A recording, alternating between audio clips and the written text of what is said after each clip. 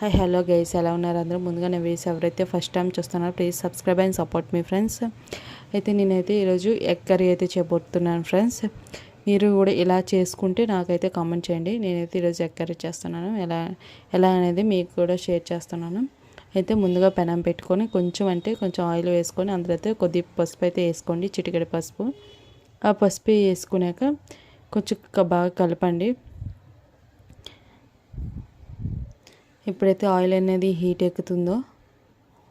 అయ్యాక మనమైతే ఉన్న గుడ్లను అయితే వేసుకోండి ఫ్రెండ్స్.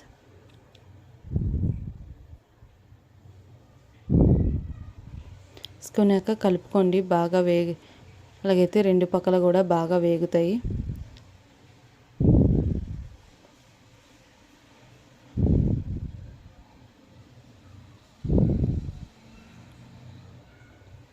ఎప్పుడైతే అవి వేగాయి అనుకుంటారో వేరే ప్లేట్లోకి అయితే తీసుకోండి ఫ్రెండ్స్.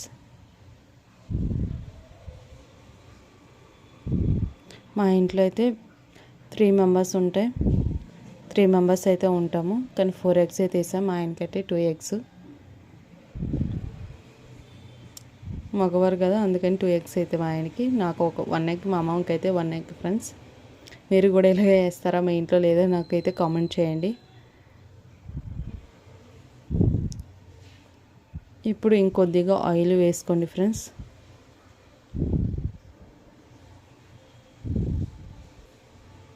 ఈ ఆయిల్ హీట్ అయ్యాక కొద్దిగా ఆనియన్స్ అయితే యాడ్ చేసుకోండి. ఆనియన్స్, పచ్చిమిర్చి.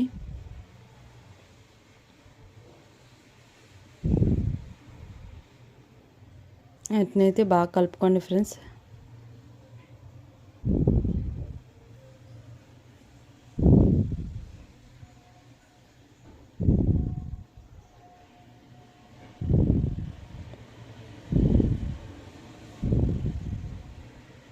కొద్దిగా వేగైనప్పుడు కొద్దిగా అల్లం వెల్లుల్లి పేస్ట్ అయితే యాడ్ చేసుకోండి. అల్లం వెల్లుల్లి పేస్ట్ యాడ్ చేసుకున్నాక మళ్ళీ ఇంకోసారి అయితే కలుపుకోండి ఫ్రెండ్స్.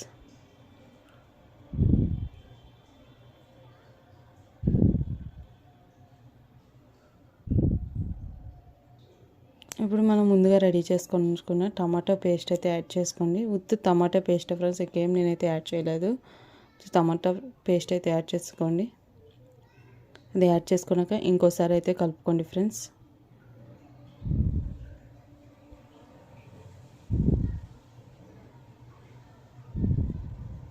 అది ఎప్పుడైతే బాగా ఉడికిందనేటప్పుడు టమాటా, ఇప్పుడైతే జీలకర్ర, ధనియాల పొడి, గరం మసాలా, కారం,